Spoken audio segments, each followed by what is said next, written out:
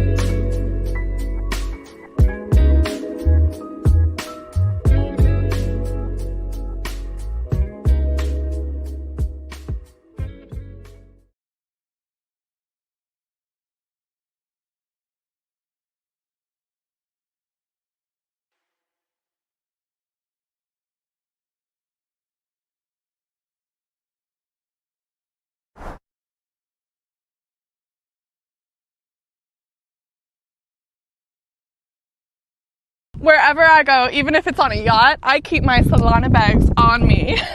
And one thing's for sure, I'm never selling. I don't need this. Just kidding. But I really don't need this. Oh my god! Holy fuck!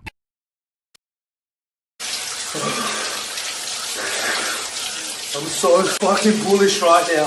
Like my whole body's like tingling. I'm having like a panic attack or something, eh?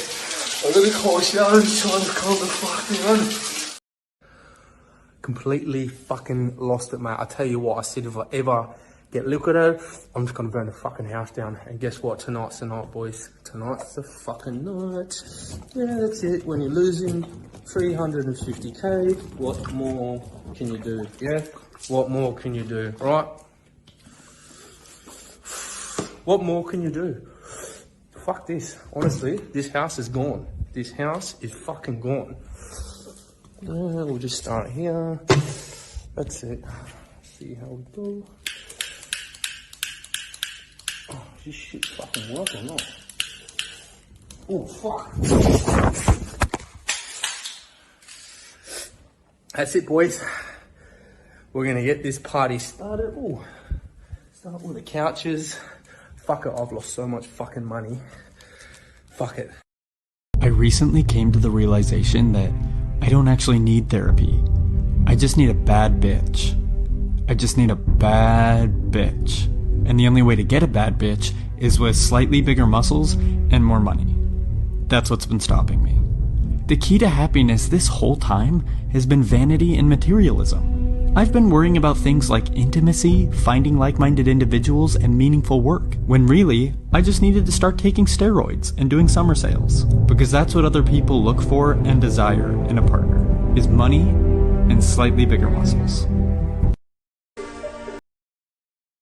If I snap my fingers, you'll forget that you were ever gay. I was never gay. Yeah, exactly. Wait, no, stop. Yes. No, stop. You can't. I was never gay. Okay. No, I was never gay. Sure. You can't just state something, then snap your fingers, and then be like, I was never gay. If you say so.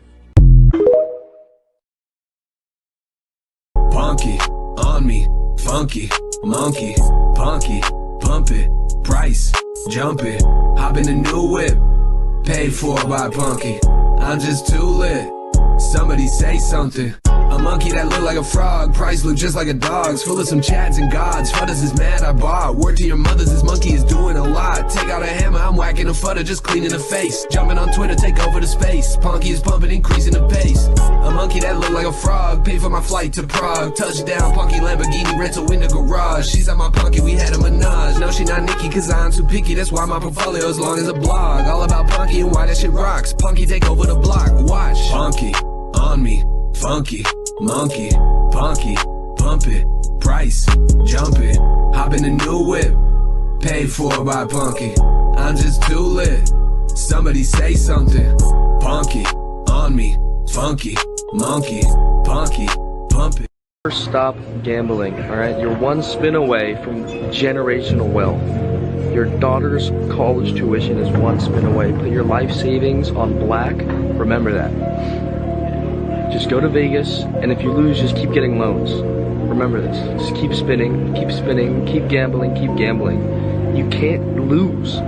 You literally can't lose. You can only quit. Nobody knows about that fucking degenerate life when you're fucking down 40,000 and you battle the fuck back. You say, you know what? You know what? I'm a fucking strong, independent man. And you're not gonna tell me I should go to bed. I'm gonna battle the fuck back. And I'm gonna fucking get my money back. And guess what? I got my motherfucking money back. That's right. But when you go all in on something, I would say that does take conviction. Now, your conviction might be. How many chairs are you sitting on right now? One. Are you all in on the chair? The point really is you put on one pair of glasses. You've got one pair of AirPods right now. You're looking at me through one screen. You're using one microphone. That's a one microphone. Like, you trust it? Is that conviction? Seems kind of scary. Why don't you diversify? Why don't you use 10 microphones? The point really is, things in your life, do you drive in 10 cars at the same time or one car at one time? Do you drive down one street? Aren't you afraid that you're driving down one street? Do you take a different way? You know? So my point really is, if you're you get on one airplane, are you convicted? You put your entire family on the one airplane, aren't you afraid? There is no second best. There's no second best crypto asset. Well, Bitcoin is the best crypto asset. Okay. What's the second best? There is no second best. There's no second best crypto asset. There's a crypto asset. It's called Bitcoin, right? Right? There's no second best. Okay. But take all your money, buy Bitcoin. Then take all your time, figure out how to borrow more money to buy more Bitcoin. Then take all your time and figure out what you can sell to buy Bitcoin. And if you absolutely love the thing that you don't want to sell it, go mortgage your house and buy Bitcoin with it. And if you've got a business that you love because your family works for the business, it's in your family for 37 years, and you can't bear to sell it, mortgage it, finance it, and convert the proceeds into the hardest money on earth. Look, Clarence, mate, it doesn't matter how many times we get beat down. What matters is that we get the fuck up and we keep fucking trying. You're right, Donny. Now, who the fuck are you, mate? I'm Clarence Claymore. Who the fuck are you, mate? I'm Clarence Claymore. Say it with your fucking chest. I'm Clarence Claymore. Show me what you got, mate. Take that. Fucking touch me, cunt. Fuck, mate. We got a lot of work to do. You didn't have to cut me off. Think I like it never happened to know we were nothing. I don't even need your love. You treat me like a stranger and I feel so loved. No, you didn't have to stoop so low. Have your friends collect your records and then change your number. I guess that I don't need that though. Now you're just somebody that I used to know. Now you're just somebody that I used to know. Didn't have to cut me off. Think I like it never happened to know we were nothing. I don't even need your love. You treat me like a stranger and I feel so loved. No, you didn't have to stoop so low. Have your friends collect your records and then change your number. I guess that I don't need that though. Now you're just somebody that I used to know. Now you're just somebody that I used to know. Now you're just somebody that I used to know. Woo! What is going on, you guys? It is Dollar Cost Crypto here with the Fed cuts rates by 50 points, man. Live reaction. What's going on, you guys? Right again, ladies and gentlemen. I put my money on 50 basis points. And we're here. And we are here. I had a feeling been tracking the Fed for a long time. Been doing it pretty publicly here on YouTube since like pretty much the beginning of like the Fed cuts in 2022. And I had a feeling they were going to come in with a little more of a bang. 75 was a lot, but I thought that'd be really funny if they actually got that done and through. But they ended up doing 50 basis points, and we'll do 2 more cuts before the end of the year.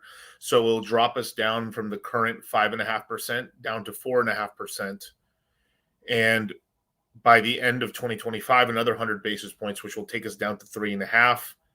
And in 2026, if all things go more or less good, 50 more basis points down to 3% flat.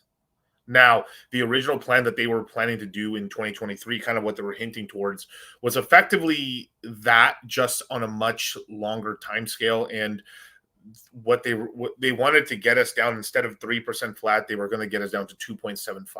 So it's still really possible if the economy is still weak, which I believe it will be.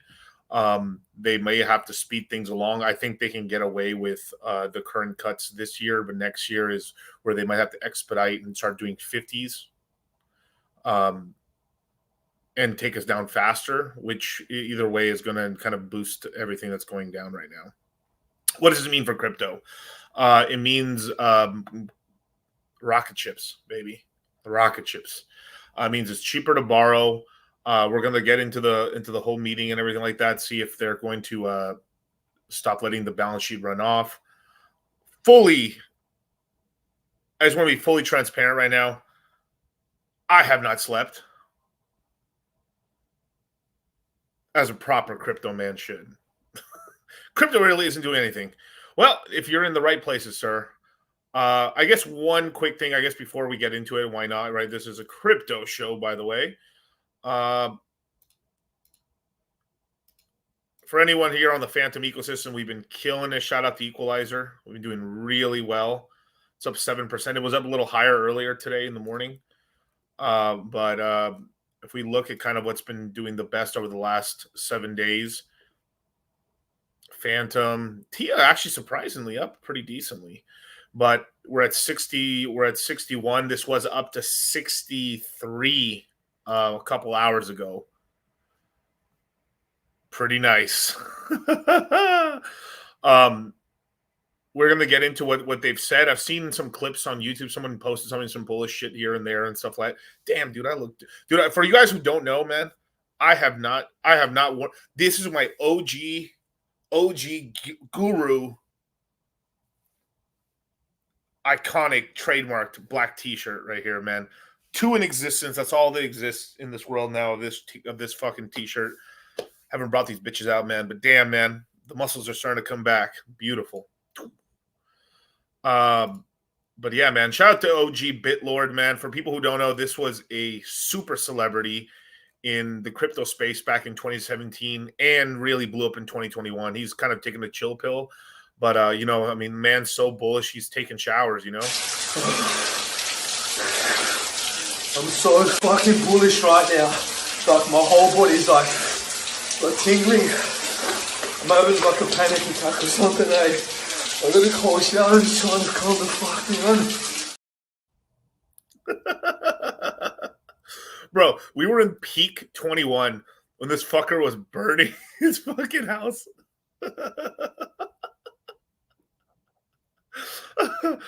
Freaking hilarious, you guys. But last 24 hours, yeah, Phantom, yeah. I'll definitely check on some other stream what's going on here. But yeah, Phantom's doing the good. Gala's actually held up. I mean, let's see where Gala's been, actually. No, not that great. Just for the day, I guess. But Phantom has been ripping and rhyming and ripping, ladies and gentlemen, man. If we look, bitch crashed down here to 20. This doesn't even do it justice and stuff. I'm going to do this for the normies. I'm sorry, you guys. But this went down as low as 26 cents. And currently is at 61. It went to 63. Not bad. Local high is $1.20. And this is pretty much the most, it's kind of funny, like Solana has gone sideways and half of the Solana hype's kind of gone over to Phantom, which is called a rotation. And it's really funny to watch Everyone on Twitter, shill my bags for me. Incredible. Absolutely incredible.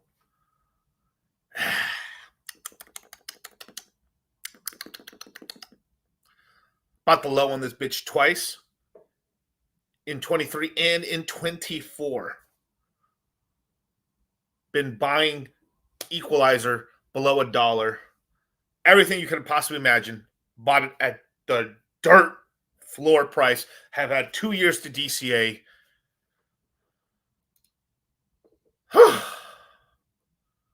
Feels good, brothers. Feels good.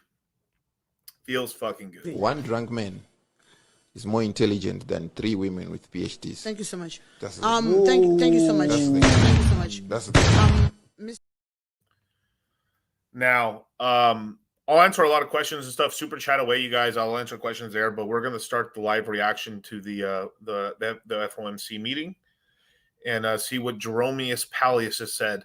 Now, believe it or not, at least for as long as I've been alive, in terms of what I've been conscious enough to actually pay attention to the Fed,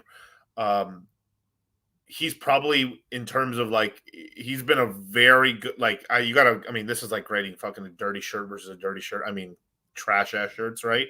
But he's been the best head of the Fed that we've had for a very long time. Now, I've said this, I've been very, very, very, very public about this, saying that, we should have honestly had rate cuts since March of this year. It could have been 25s. It could have just been, but they did not want to do this because they wanted to fuck over real estate. They were mad. Real estate hasn't crashed enough. There hasn't been enough layoffs. The Fed's number 1 and number 2 mandate is peak in unemployment and stable inflationary currency. Blah, blah, blah. The lies. The number 1 mandate for the Federal Reserve is to keep their ability to print dollars. Period. And if we can keep the plebs from fucking killing us, that'd be pretty cool. That's it. It should have been 25. No, I think they needed to. I think 50 is perfectly fine. 25 may have not been enough. And like, I love it that how many people, like everyone, these predictive markets were like, it's going 25. I gave it the highest chance for 50, even though it was not very popular. But now I still gave an equal chance for 75. I mean, that would have been funny as fuck. But but yeah. The Fed is almost always behind, but it kind of is what it is there and stuff. So I've sped up a little bit here just to get to when he shows up. It's always funny to watch this fucker walk in.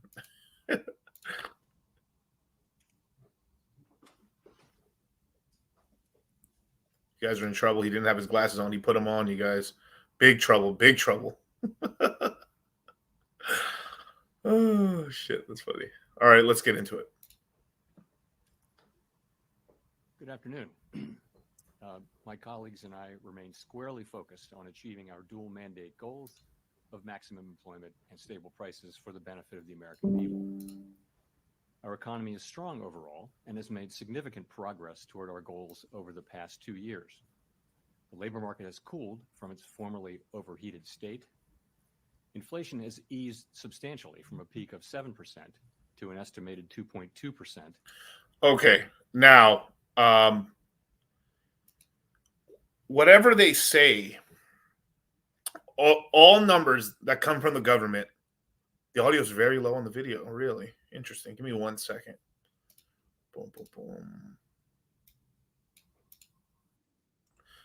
That just might be the actual video itself. Let me see if I can get another video. Wait, give me 1 second. 1 segundo. That is weird. FOMC meeting live. Very strange.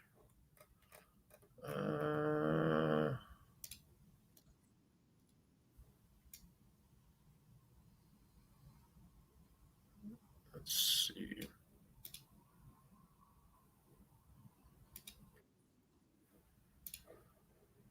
All right, cool. Well, the audio might not be loud because he's not really talking.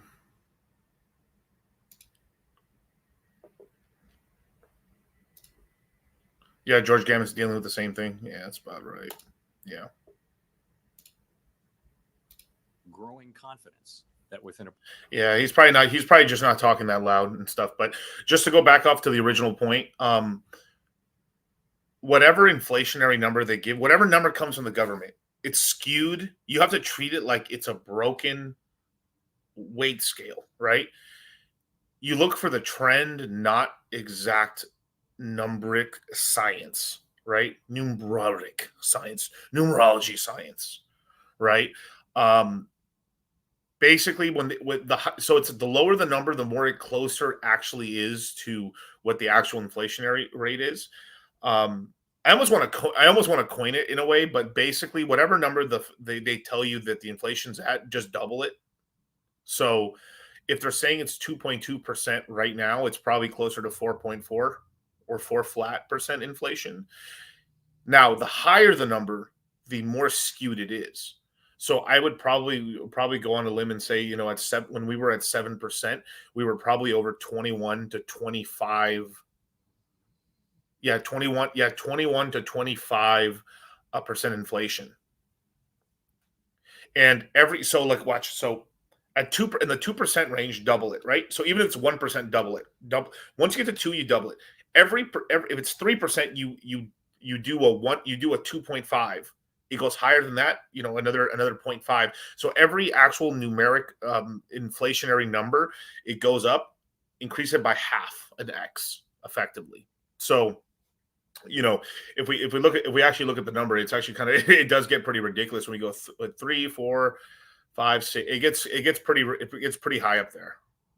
Fuck your calls, fuck your pucks. That's right. So if just by guesstimation, we're talking about, it's probably in the 25-30% range that's actually is, right?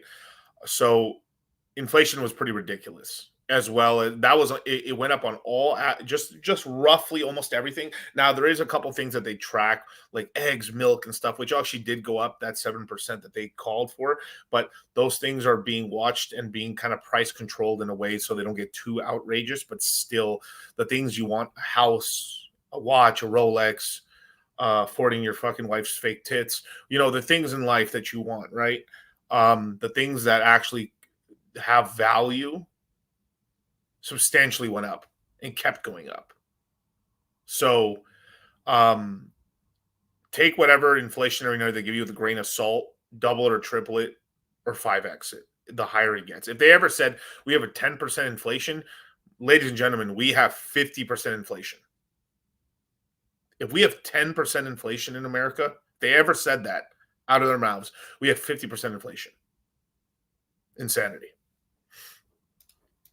Appropriate recalibration of our policy stance, strength in the labor market can be maintained in a context of moderate growth and inflation moving sustainably down to 2%. We also decided to continue to reduce our securities holdings. I will have more to say about monetary. So interesting thing, they are lowering rates, but they're still running off the balance sheet. That's one of the interesting things. So that kind of turns things down a little bit. It's still overall really bullish because we are like how much they're offsetting is being kind of eaten up by basically banks printing new money from new loans. And this is going to help the real estate industry quite a lot, but it's going to take a while for this to really, really help out and stuff. So that 50 basis points plus 100 and stuff, it's still going to help bleed out a little bit of the real estate industry, but it's going to end up saving some people. Policy after briefly reviewing economic developments.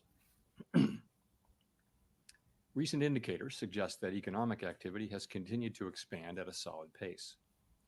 GDP rose at an annual rate of 2.2% in the first half of the year, and available data point to a roughly similar pace of growth this quarter. Growth of consumer spending has remained resilient, and investment in equipment and intangibles has picked up from its anemic pace last year. In the housing sector, investment fell back in the second quarter after rising strongly in the first. Improving supply conditions have supported resilient demand and the strong performance of the U.S. economy over the past year. In our summary of economic projections, committee participants generally expect GDP growth to remain solid with a median projection of 2% over the next few years. In the labor market, conditions have continued to cool. Payroll job gains averaged 116,000 per month over the past 3 months, a notable step down from the pace seen earlier in the year. The unemployment rate has moved up but remains low at 4.2%. Nominal wage growth has eased over the past year, and the jobs to work. One more thing, too. Anytime they talk about unemployment, the number's fake. It's even faker than the inflation number, believe it or not. They only count unemployment as you're a person that's been looking for a job, and if for some reason over a year and a half or 2 years have passed and you're still looking for a job, you're not counted in the unemployment number. So the actual unemployment number is probably like 15%. Also, people are having tons of trouble getting jobs now, especially in the tech sector, believe it or not. There's been a complete, you can go look this up yourself. If you've been going to college for a computer science degree, the market for computer science has completely crashed epically. So the tech bros are feeling it a little bit now. So tech bros not happy. Intel firing hella people. I mean, there's been layoffs everywhere, but this is what the Fed wanted. The Fed wanted these destruction of jobs because basically for them to get the inflation down is like, fuck, we have to hurt people and get rid of savings. And this is one of the reasons why they were so scared. Under their own numbers, America reached a 30% savings rate. And now we are below 3% again. So cool. Woo! The normies have finally burnt off all the excess money they made during COVID. Thank you, Jesus. Woo! We were getting scared, man. These plebs, being able to work from home and having savings. This is fucking scary, you guys. This is scary. Now we've crushed them. Now we can lower rates because then now only people with money can get stuff. Cool. Now I am being, dramatic a little bit, but they did not like so many people winning and so many people having capital, and it scared them and pissed them off, and they needed to fucking drain them. And they basically have drained them. We went from a 30% savings rate down to what, I think we might even be below 2. Don't quote me on that, but we're definitely below 3% savings rate. Wow. We're not just broke. We're super brokies. Workers' gap has narrowed. Overall, a broad set of indicators suggest that conditions in the labor market are now less tight than just before the pandemic in 2019. The labor market is not a source of elevated inflationary pressures. The median projection for the unemployment rate in the SEP is 4.4% at the end of this year, 0.4 higher than projected in June. Inflation has eased notably over the past 2 years, but remains above our longer run goal of 2%. Estimates based on the Consumer Price Index and other data indicate that total PCE prices rose 2.2% over the 12 months ending in August, and that excluding the volatile food and energy categories, core PCE prices rose 2.7%. Lies. Longer-term inflation expectations appear to remain One more thing, too, when they talk about this inflation, there's never, the prices never go back down. So once prices go up, they just stay there. So all that inflation that we went through to 2020, 21, 22, 23, and now this beautiful 24, your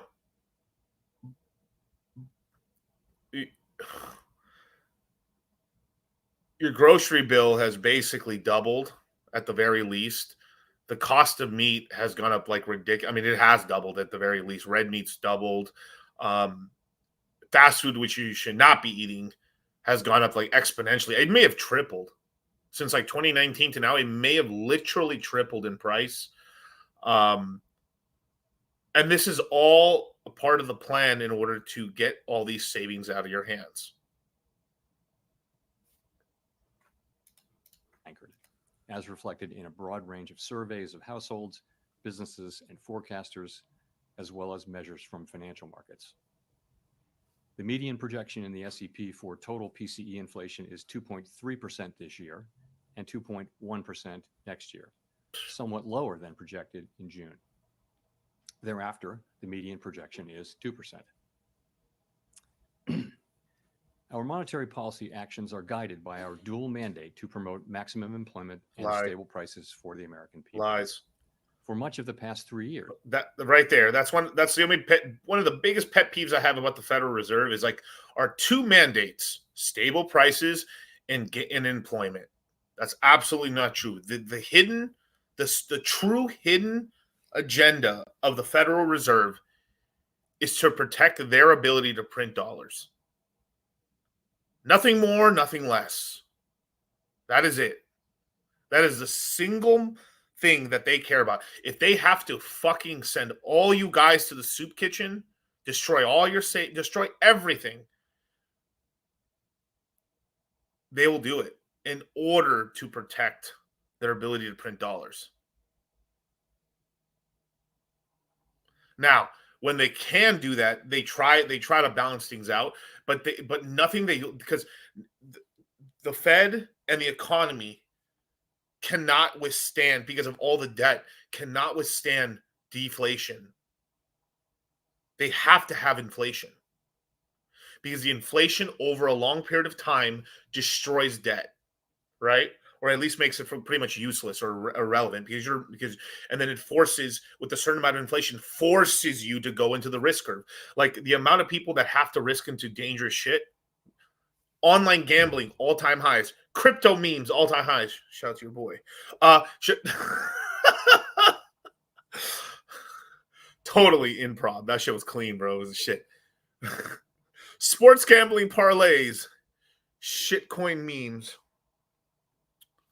Degenerate L1s.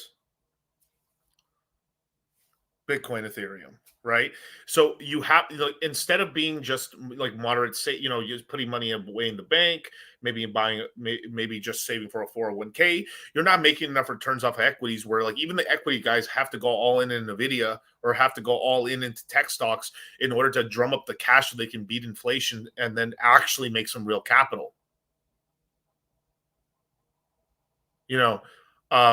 This is why we've been screaming from the rooftops to buy Bitcoin since 15,500, buying $800 Ethereum, buying Solana. Personally, I bought it at $18, $16, but you could have bought it at $8. The list goes on. Phantom at 16 cents. I mean, fuck everything. I mean, we bought the bottom on everything, up multiples. Even now, we've outbeat inflation substantially. And we've had like 2 years to do so. And, we're entering a really nice year for crypto. Dogecoin, preferred stablecoin. Yeah. Much more better than XRP. That's because Doge might actually go to $1 again, Yeah. So let's go. From financial markets. The median projection in the SEP for total PCE inflation is 2.3% this year and 2.1% next year, somewhat lower than projected in June. Thereafter, the median projection is 2%. Our monetary policy actions are guided by our dual mandate to promote maximum employment and stable prices for the American people. Lies. For much of the past 3 years, inflation ran well above our 2% goal, and labor market conditions were extremely tight. Our primary focus had been on bringing down inflation, and appropriately so. Which is true. They were trying to bring it down. Acutely aware that high inflation imposed. So between those two, right, gainful employment or inflation, they'd rather take down inflation because by taking down inflation, it also takes down the prices going up because of the CPI numbers and stuff like that, right? But on the gainful employment, they don't mind, like they'll always fuck over the worker in order to protect their ability to print dollars and their purchasing power.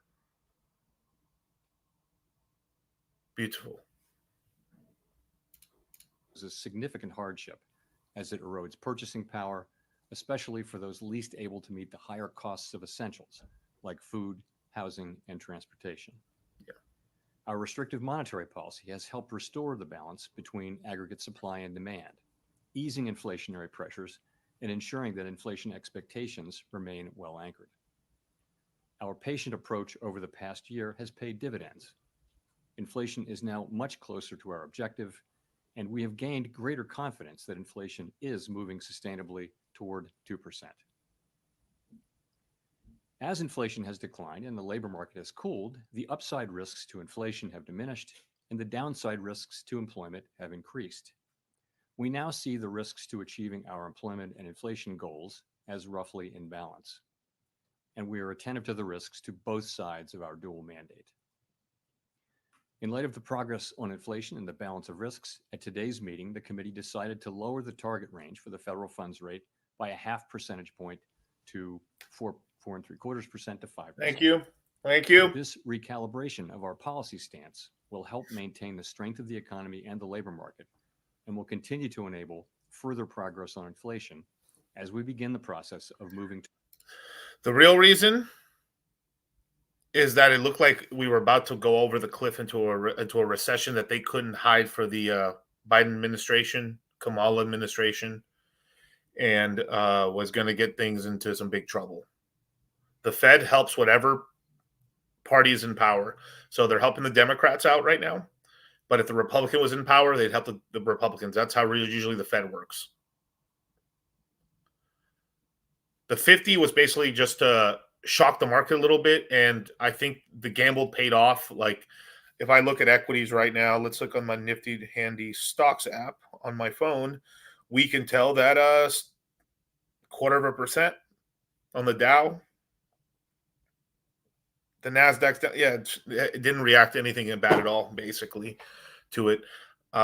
So pretty much things got cheaper to borrow, and now that TradFi has a steady rate, they know which way the rates are going. That means it's cheaper to borrow. Some of these zombie corporations may actually be able to maintain, but the real reason they did is actually to soften the blow to real estate that's going to happen in 2026, because foreclosures are happening, especially in the commercial sector of real estate. That hopefully won't trickle down into like multifamilies, because if the commercial side banks get hit pretty hard, then multifamily could get hit right after. And this is why Warren Buffett and everyone else is holding so much fucking cash, because they're trying to buy up everything. So it was a little more priced in. 25 basis points was priced in, but I felt that was too pussy. And absolutely, sir, I was correct. One drunk man is more intelligent than 3 women with PhDs. Thank you so much. That's thank you so much. Thank you so much. That's the So there you go. Toward a more neutral stance. We are not on any preset course. We will continue to make our decisions meeting by meeting. We know that reducing policy restraint too quickly could hinder progress on inflation. At the same time, reducing restraint too slowly could unduly weaken economic activity and employment. In considering additional adjustments to the target range for the federal funds rate, the committee will carefully assess incoming data, the evolving outlook, and the balance of risks. In our SEP, FOMC participants wrote down their individual assessments of an appropriate path for the federal funds rate based on what each participant judges to be the most likely scenario. So before we go on, this is actually something I got spoiled on this on Twitter a little bit. So this is like one of the first times in the last, I'd say, 4 years that one of the people that actually voted on actually doing this, like, dissented or pretty much said, nah, let's do 25.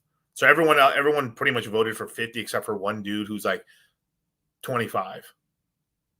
Which basically were like, they were a lot more bearish on the economy, where everyone else in the Fed was a little more bullish. And by being bullish, that means they think they could handle it effectively. So not bad.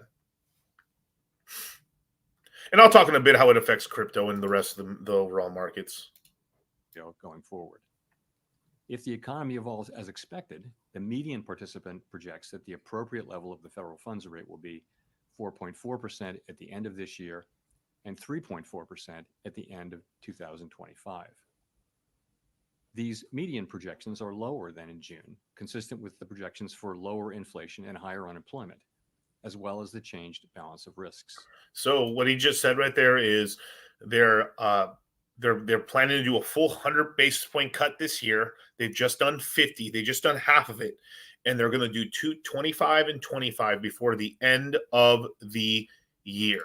So, as well as in 2025, they're going to do a full 100 as well. So we're going from, right now we're at 5.5%, and we're going to go to 4.5%. And then by the end of next year, we should be at 3.5%. I think shit might get a little shaky next year, and they might cut a little faster. But they've been able to hold off pretty good. It's just we have to see what the data is and how everything's moving along and everything like that. Trump win would help tremendously. Are we going to pump and dump? I think we're going to pump. I think we're going to have a decent quarter four. Like one thing that they did is like they gave the 50 basis points, but they also gave a really clear indication of what's their game plan. Look, motherfuckers, we're doing 50 today. We're not going to keep doing 50s, motherfuckers. We're going to do 25s and 25s. The next year, we're going to keep doing 25s. But if anything happens, I'll hit that gas. And that's what they're doing. Now, the interesting thing is I'm going to be waiting and watching all these meetings, all the future meetings that we have for the rest of the year, because we will have currently we have 2 more meetings. So that means pretty much that, yeah, here, let me share my let me just share my screen real quick. So for anyone who wants to see this too as well, here, I'll leave you guys a link right here if you guys ever want to see the FOMC meetings for yourselves. Here, let me give you the link. There you go.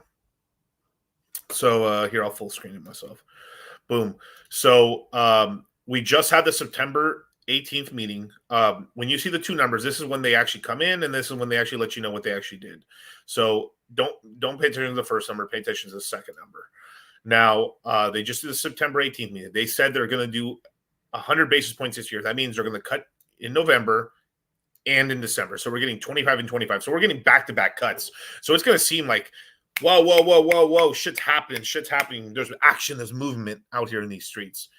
And should be pretty cool. I mean, overall, I think that helps soften up the rest of the year. It's gonna, I think Wall Street's gonna digest this pretty well, more or less, outside of anything retarded happening militarily. Taiwan, North Korea, more shit in Russia.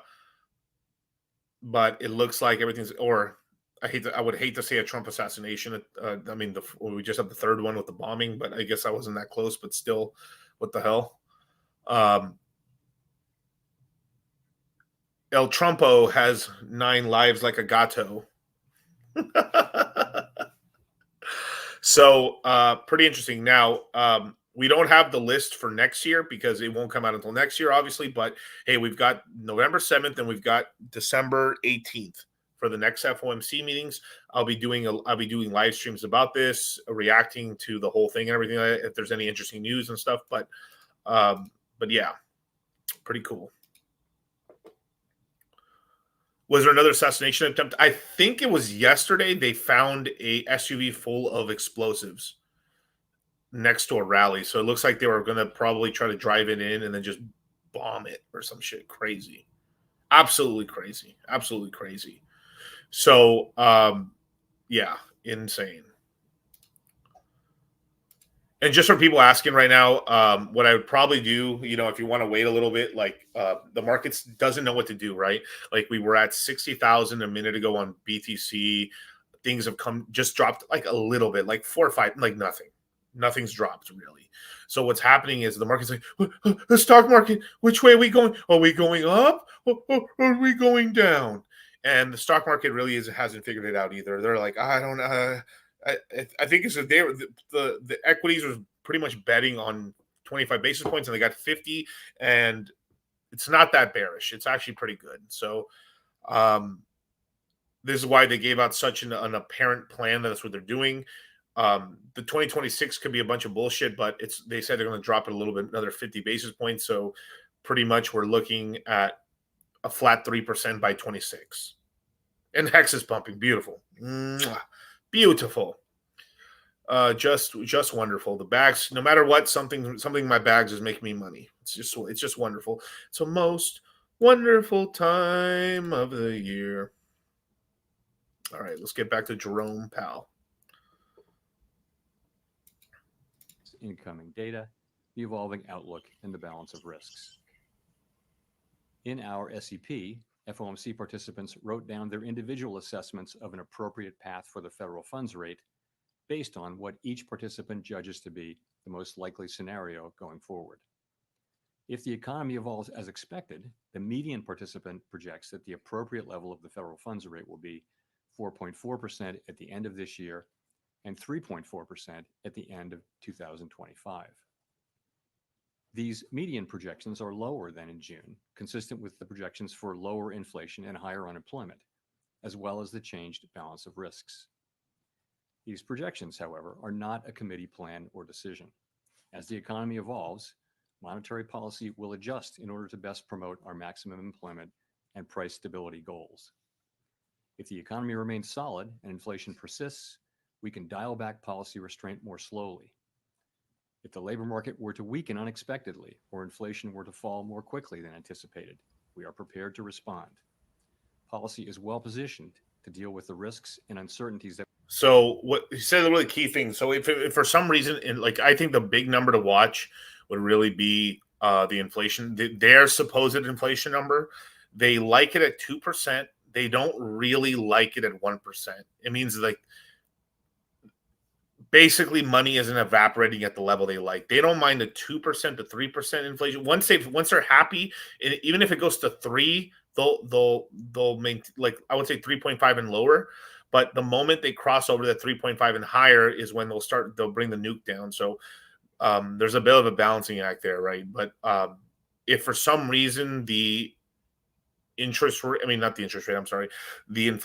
that they supposedly believe is true goes below 2%, I think they hit the hammer and start hitting 50s, 50 basis point cuts or even larger to essentially raise it up. Because basically, like, oh fuck, the economy's slowing down substantially, then they'll bring the rates down even faster in order to basically speed it along, which can be really interesting, right? So they can actually cut a lot more. I mean, we have a full, literally 500 basis points we can cut. It's pretty nice. Not bad. Shout out to Super Hex, man. What's going on, brother?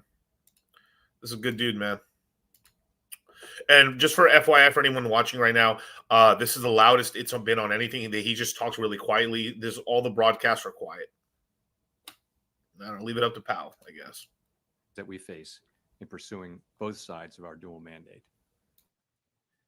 The Fed has been assigned 2 goals for monetary policy: maximum employment and stable prices.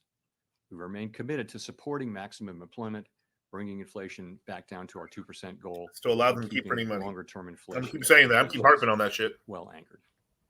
Our success in delivering on these goals matters to all Americans. We understand that our actions affect communities, families, and businesses across the country. Everything we do is in service to our public mission. We at the Fed will do everything we can to achieve our maximum employment and price stability goals. Thank you. I look forward to your questions. Okay, Miguel from the Onion, please. Steve Leisman, CNBC. Thank you, Mr. Chairman, for taking our questions. In July, you said you weren't necessarily thinking about a 50. You didn't want to be specific, but you said you weren't thinking about a 50. The inflation data last week came out a little firmer than expected. Retail was strong, third quarter GDP running 3%. So what changed and made the committee go 50? And how do you respond to the concerns that perhaps it shows the Fed is more concerned about the labor market? And I guess, should we expect more 50s in the months ahead? And based on what should we make that call? Thank you. So, okay, a lot of questions in there. Let me jump in. Since the last meeting, we have had a lot of data come in. We've had the 2 employment reports, July and August. We've also had 2 inflation reports, including one that came in during blackout. We had the QCEW report, which suggests that suggests that the payroll report numbers that we're getting may be artificially high and will be revised down. You know that? Yeah, they're basically there was 1 million less jobs than actually reported. So they had to revise it down because they thought there was 1 million more people employed than there actually was in America. That's I wouldn't say that's Chinese levels of buffoonery, but Jesus Christ. How do we miscount 1 million jobs? Insanity. We've also seen anecdotal data like the Beige Book. So we took all of those and we went into blackout and we thought about what to do, and we concluded that this was the right thing for the economy, for the people that we serve, and that's how we made our decision. So that's one question.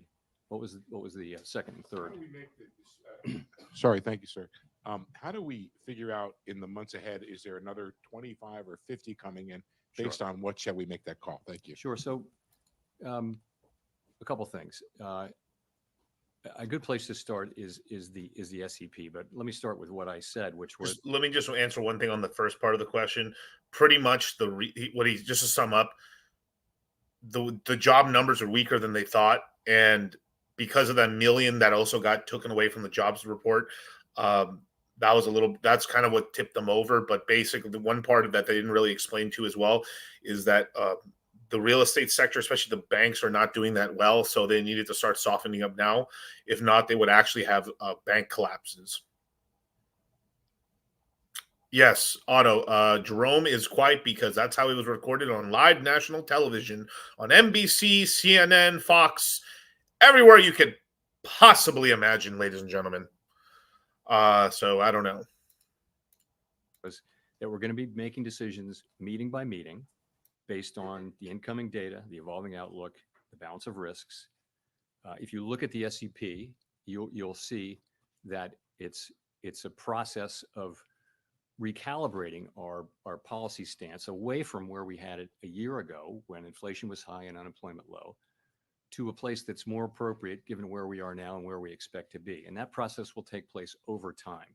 There's nothing in the SEP that suggests the committee is in a rush to get this done. This process evolves over time. Of course, that's a projection. That's a baseline projection. We know, as I mentioned in my remarks, that the actual things that we do will depend on the way the economy evolves. We can go quicker if that's appropriate. We can go slower if that's appropriate. We can pause if that's appropriate. But that's what we were contemplating. I would point you to the SEP as just an assessment of where of what the committee is thinking today, what the individual members rather of the committee are thinking today, assuming that their particular forecasts are realized. Hi, Chris Rugaber at Associated Press. Thank you. The projections show that the Fed officials expect the Fed funds rate to still be above their estimate of long-run neutral by the end of next year. So does that suggest you see rates as restrictive for that entire period? Does that threaten the weakening of the job market that you said you'd like to avoid? Or does it suggest that maybe people see the short-run neutral as a little bit higher than long? Thank you. I think the way I would really characterize it is this. I think people write down their estimate, individuals do. I think every single person on the committee, if you ask them what's your level of certainty around that, they would say there's a wide range where that could fall. So I think we don't know. There are model-based approaches and empirically based approaches that estimate what the neutral rate will be at any given time. But realistically, we know it by its works. So that leaves us in a place where we expect in the base case to be continuing to remove restriction, and we'll be looking at the way the economy reacts to that, and that'll be guiding us in our thinking about the question that we're asking at every meeting, which is our policy stance the appropriate one? We know, if you go back, we know that the policy stance we adopted in July of 2023 came at a time when unemployment was 3.5% and inflation was 4.2%. Today, unemployment is up to 4.2%. Inflation's down to a few tenths above 2. So we know that it is time to recalibrate our policy. We fucked them enough. Something that is more appropriate given there's now enough pores in the system. Employment moving to a more sustainable level. So the balance of risks are now even. And this is the beginning of that process. I mentioned the direction of which is toward a sense of neutral. And we'll move as fast or as slow as we think is appropriate in real time. What you have is our individual accumulation of individual estimates of what that will be in the base case.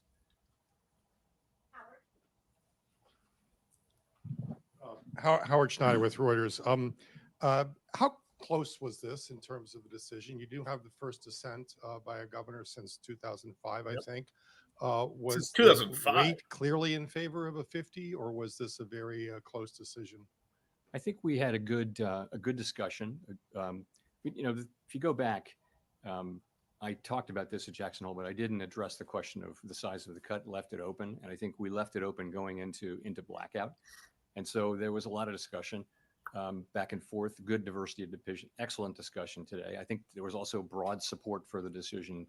That is fucking crazy. So this is the first time someone in the ranks decided not to vote along with the actual since 2005. That's before Ben Bernanke. So what was it, Alan Greenspan? What? What? Did I hear that right? Since 2000. Fuck yeah, that must have been Alan Greenspan. Holy shit, dude. That's fucking crazy, dude. That the committee voted on. So I would add though, look at the SEP. All 19 of the participants wrote down multiple cuts this year. All 19. That's a big change from June, right? 7 of them wrote down 3 or more, and 17 of the 19 wrote down 3 or more cuts, and 10 of the 19 wrote down 4 or more cuts. So, I literally was in high school. There is a dissent, and there's a range of views. That's crazy. So for people who don't know, so Alan Greenspan pretty much took over the Fed. Basically, in the 80s, more or less in the 80s and stuff, after Paul Volcker basically ran the Fed in the 70s. The gas crisis before the petrodollar was completely put into place. Inflation got out of control, and basically the cost of gas is out of control. The dollar started losing purchasing power because who else? The fucking French decide to then, we want our gold back, and then so the French start buying up gold to pretty much what they fucking started doing is they started taking their U.S. dollars and converting them into gold, and then pretty much buying all the gold in U.S. soil off the market in order to basically not to put the U.S. government in a position where they didn't have enough gold to pay it back. So, bro, the French are pieces of shit, bro. I'm telling you, bro. Because basically the French were trying to topple the U.S. empire. God damn, dude, French. Goddamn French. Bro, I'm telling you, man. I got to be really, really helpful. I got to be really, really careful, man. One of these days, I'm going to do an entire French stream on the fuck shit they be doing. But, yeah, basically, because all that stuff started happening, they cut a deal. They cut a deal with the Saudis. We'll give you a U.S. money printer. You may only be allowed to sell oil in U.S. dollars, stabilize the dollar, but inflation was still going rampant. So Volcker, in one shot, took the interest rate to 17%. Almighty push. And sent interest rates up by, my guesstimate is 1,500 basis points. We did 50.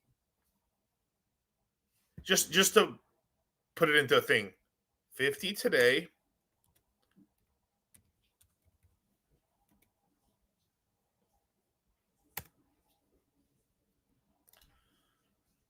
We did 50 today. In 2024, he did almighty push and shot us up to above 17. I think it was 17.85 on the interest rates. Insanity. Absolute insanity. I actually had a meme about that. Actually, do I still? I'll play it a little bit later. But I actually have I used to have this little clip and stuff that actually showed today the Federal Reserve. It was literally from the 70s, and after Paul Volcker, I mean that was such a. But it was one of the it's one of the few times like, well, these Fed governors are all pieces of shit, but Paul Volcker, he was probably one of the good ones. You know how racist white boys be. Not all of them, but he was one of the good old boys. Paul Volcker, man, yeah, Paul Volcker was the good one, yeah. And this shot up savings. So basically, you can go to the bank and put money away in the bank and get paid 15%, 18%, or 19% interest on your money in the bank. And this is when grandmas were like, "Put your money in the bank. You're saving money," but you were keeping up with inflation. You weren't making money. But hey, you know, grandmas were like, I'm making 20%, motherfucker, on dollars in the bank in the 70s. And then comes, you know, Slick Willie or Alan Greenspan or the Greenspan put or push, right? And Alan Greenspan, his entire career as pretty much the man running the Fed was to lower interest rates from the 80s until the early 2000s. And because of, you know, Alan Greenspan, as well as the federal government under George W. Bush Jr., pretty much took interest rates to zero and started the housing boom. And if you actually look from the 70s until 2005, let's call it 2007, was a housing boom, was a 30-year housing run. Roughly, 30, it was about a 35-year housing run. And then afterwards, we had another Fed governor took over, which is Ben Bernanke. Ben Bernanke is the one that got us out of the recession. People are a little pissed off of like, no, he's crooked. He bailed out the banks and all this other bullshit and everything like that. And like, if I just take a step back and just rate it in terms of like, all right, Alan Greenspan just pushed the money printer, but mostly just kept putting the lever down. All right, economy slowing down, interest rates lower, interest rates lower, interest rates lower, and that's all he did basically for the entire 80s, 90s, and pretty much crypto emergency, you guys, up until the early 2000s when he just took it to fucking zero. Right after, I mean, he basically took it to zero right after like the 2001 crash. So, that happened. Then Ben Bernanke.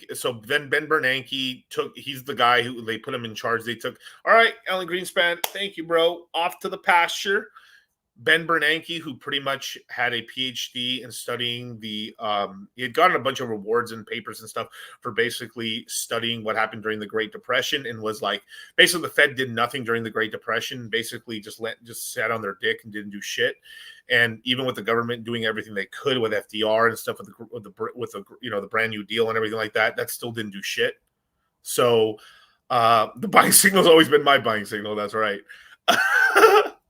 But basically what happened from there is he's like, basically, we need to cut interest rates down to fucking zero, and we need to start printing money, and then we'll start buying back, these shitty toxic assets, take them off the balance sheet of the banks, and pretty much resuscitate the entire thing. Should they have done it? Some of it, yes. I think some parts of it were excessive. They shouldn't have kept interest rates that low for that long. Right. But pretty much Ben Bernanke pioneered it. And honestly, I think it kept us out of a massive disaster. Like, I think, like, let me put this in perspective. When that happened, my parents almost lost their house. Almost. And a lot of people's parents almost lost their house. If they hadn't have done that, right? If they didn't do that, I promise you most of this chat's parents would have lost their house.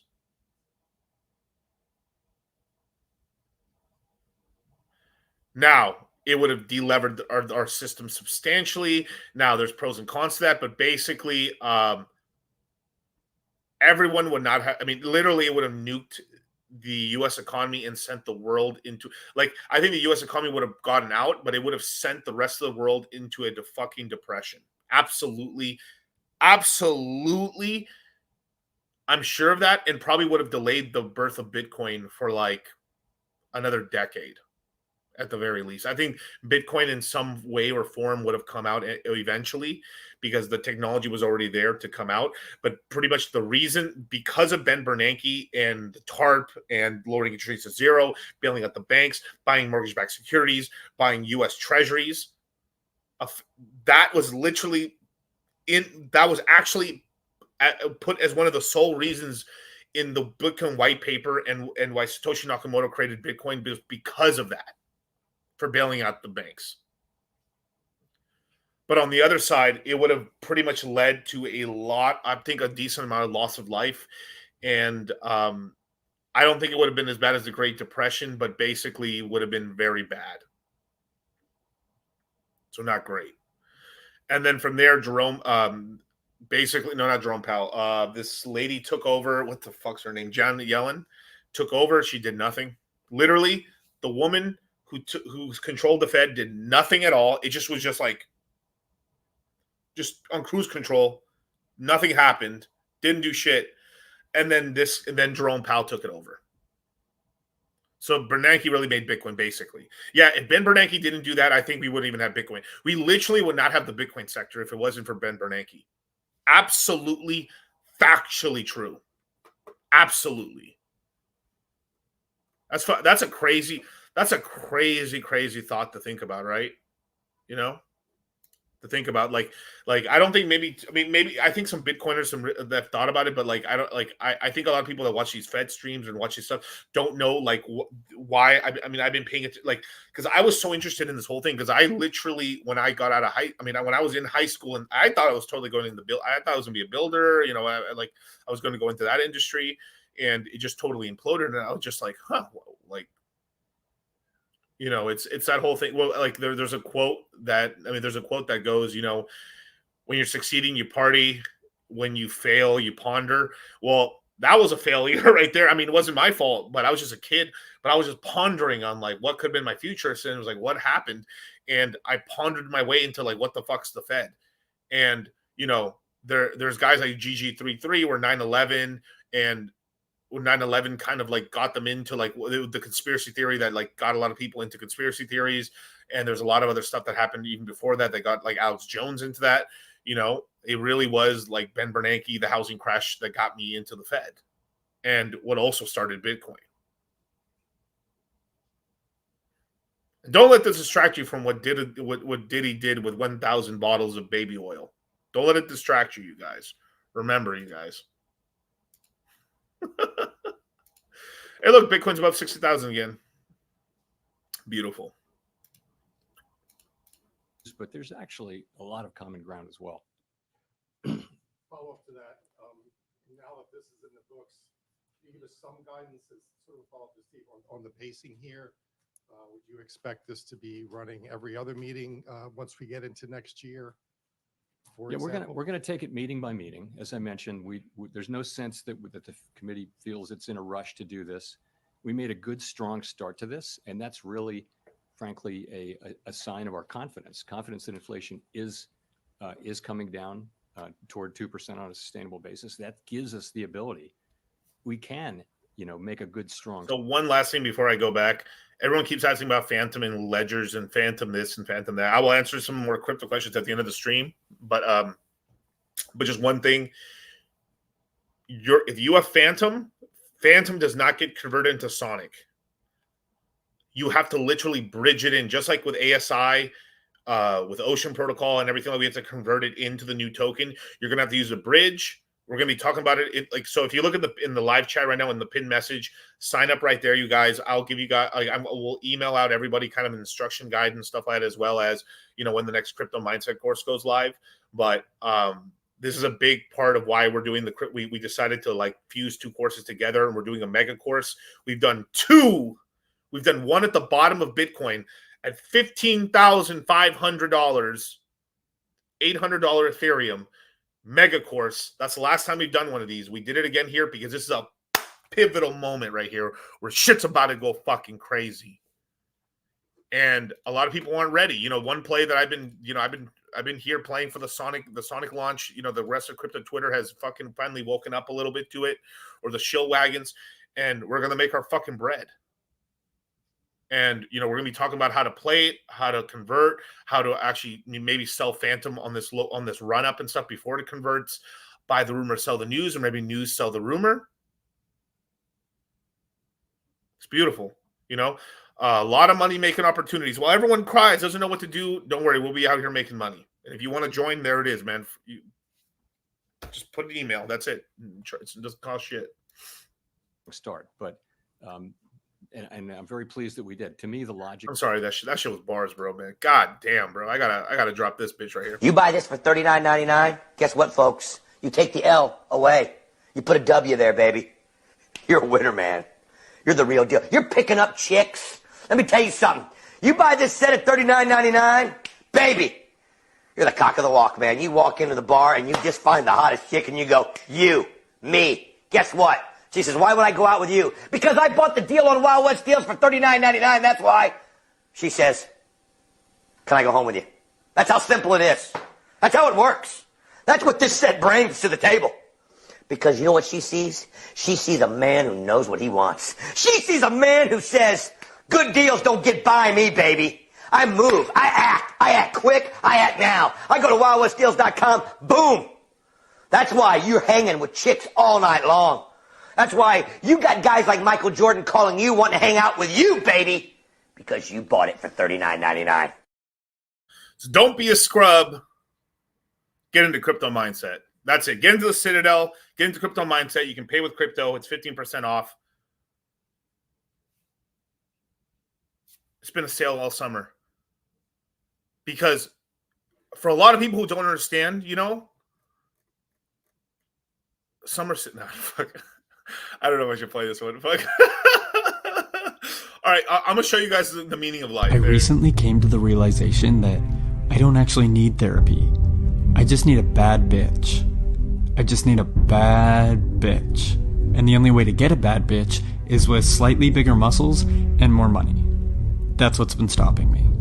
The key to happiness this whole time has been vanity and materialism. I've been worrying about things like intimacy, finding like-minded individuals, and meaningful work, when really, I just needed to start taking steroids and doing summer sales. Because that's what other people look for and desire in a partner, is money and slightly bigger muscles.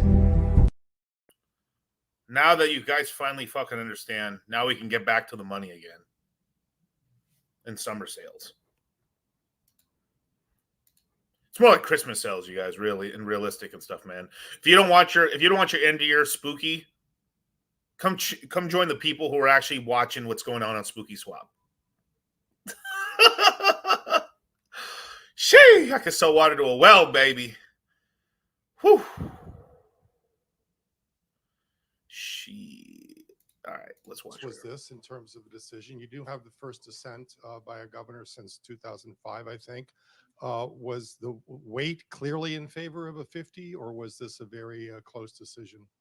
I think we had a good discussion. You know, if you go back, I talked about this at Jackson Hole, but I didn't address the question of the size of the cut, left it open. And I think we left it open going into blackout. And so there was a lot of discussion back and forth, good diversity of division, excellent discussion today. I think there was also broad support for the decision that the committee voted on. So I would add, though, look at the SEP. All 19 of the participants wrote down multiple cuts this year. All 19. That's a big change from June, right? 7 of them wrote down 3 or more, and 17 of the 19 wrote down 3 or more cuts, and 10 of the 19 wrote down 4 or more cuts. So, you know, there is a dissent and there's a range of views, but there's actually a lot of common ground as well. Follow up to that. Now that this is in the books, can you give us some guidance as sort of follow up to Steve on the pacing here? Would you expect this to be running every other meeting once we get into next year? We're gonna take it meeting by meeting. Basically, yeah. I mean, yeah, they're gonna do it every other meeting and stuff, or whenever it's convenient politically, or whatever the fuck. But basically, yeah. If it's weaker in January, then they'll do it in January. If they can lag it out till February, that's what they want. But what they're talking about is the cuts that are going to happen in 2020, because there's only 2 meetings this year, and they're going to have to do another 2 more cuts, another 25. But I think depending if it seems like if they're scared that it's a little weak, they'll do it in January, or unless the first meeting's in February, but more than likely in January. And then from there, they'll kind of judge on like, all right, we'll skip in one, and then we'll do another one, or we'll skip 2 of them and then do another one. But more than likely, if the shit's weak, they really can only skip 1 meeting before doing it again. So there you go. I mentioned there's no sense that the committee feels it's in a rush to do this. We made a good, strong start to this, and that's really, frankly, a sign of our confidence that inflation is coming down toward 2% on a sustainable basis. That gives us the ability. We can, make a good, strong start, but and I'm very pleased that we did. To me, the logic of this, both from an economic standpoint and also from a risk management standpoint, was clear. But I think we're going to go carefully, meeting by meeting, and make our decisions as we go.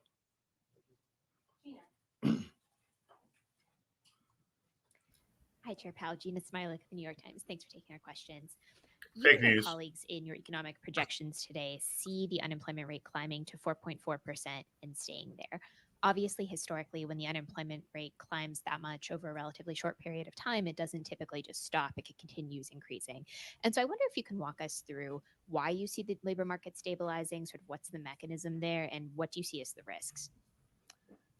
So, again, the labor market is actually in. All right, I'm going to stop you right there because that's a bunch of bullshit. All right, the real reason we're lowering rates so zombie corporations can refinance their debt and continue to operation and not have to fire their entire fucking company. Let's give Miguel a Nobel Peace Prize in economics. Wow, it's just so beautifully explained. Incredible. Incredible. Absolutely incredible, you guys. That's really what's going to save a lot of corporations and shit. Like, actually, one just because I now live in Las Vegas, one zombie corporation is actually Caesars Entertainment. They don't own their own real estate. All they own is the casinos. They pay a large amount of rent to a different corporation who owns all the fucking land underneath them. They've allowed basically everyone to pillage it's fucking insanity, dudes. So, like, right now, Caesars is like getting gouged right now because they're paying stupid amounts of interest on debt. And so a lot of companies are going to get saved because that 2%, that if over this next, by 2020, I think it's going to be a little bit more than that, especially as things get kind of crazier towards the end. But maybe the cuts are going to be quite larger, and then some money printing or possibly the running off of the balance sheet stopping. And this is going to allow some of the zombie corporations to refinance their debt. And because interest rates are lower, on the scalping markets and stuff like that, or the junk bond markets, the interest rates get lower as well. Not by much, but somewhat. So a lot of corporations that are just barely being profitable right now might actually, that 2% max makes a huge difference because that's quite a lot of money. And yes, my PDI update is basically don't buy when everyone's talking. Solid condition. And our intention with our policy move today is to keep it there. You can say that about the whole economy. The U.S. economy is in good shape. It's growing at a solid pace. Bruh. Inflation is coming Bruh. down. The labor market is in a Bruh. solid pace. We want to keep it there. That's what we're doing.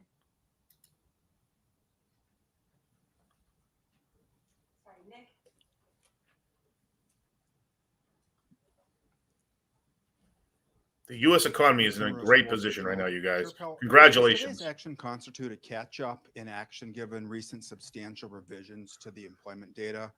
Or is this larger than typical rate cut a function of the elevated nominal level of the policy rate such that an accelerated cadence could be expected to continue? Okay. Multiple questions there. But so I would say we don't think we're behind. We do not think we think this is timely, but I think you can take this as a sign of our commitment not to get behind. So it's a strong move. Sorry, your other question was? Well, is this about what happened in the employment data between this meeting and the last meeting, or is this about the level of the funds rate, the high nominal level of the funds rate relative to what might be expected if you're trying to maintain equilibrium?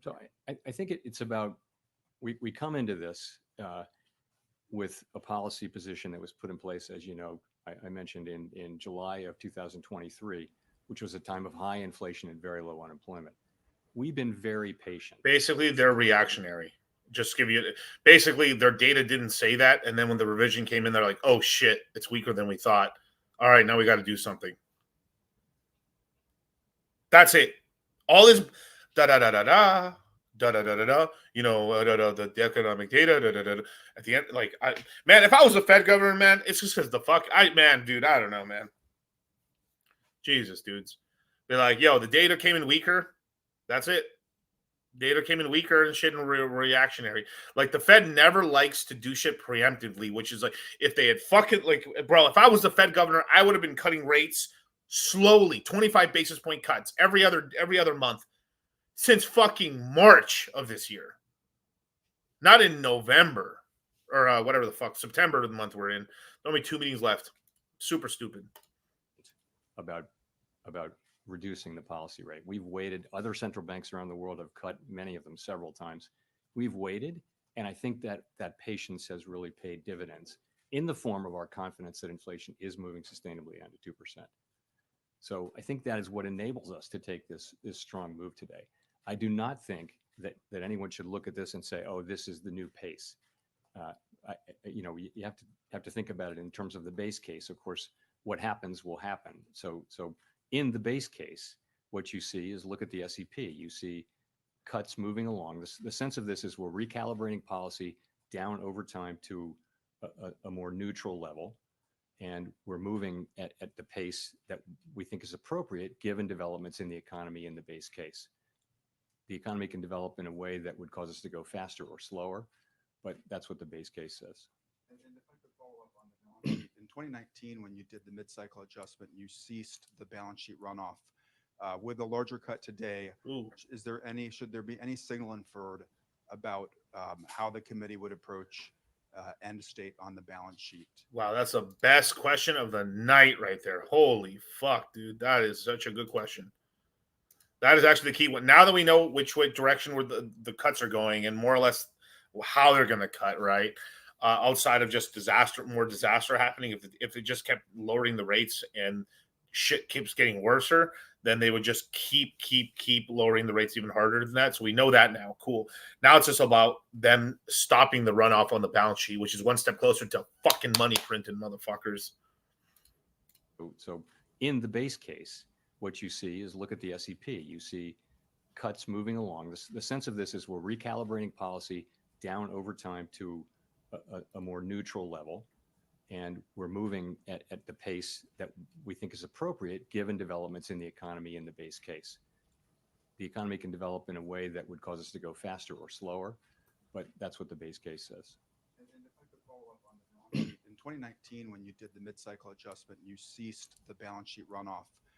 With a larger cut today, should there be any signal inferred about how the committee would approach end state on the balance sheet policy? So in the current situation, reserves have really been stable. They haven't come down. So reserves are still abundant and expected to remain so for some time. As you know, the shrinkage in our balance sheet has really come out of the overnight RRP. So I think what that tells you is we're not thinking about. Interesting. The overnight. He's talking about the overnight repo market. That's crazy. I need to hear that again. That's since what? So for some time, as you know, the shrinkage in our balance sheet has really come out of the overnight RRP. So I think what that tells you is we're not thinking about stopping runoff because of this at all. We know that these two things. Basically, they're getting paid back the money and loans and stuff from basically lending.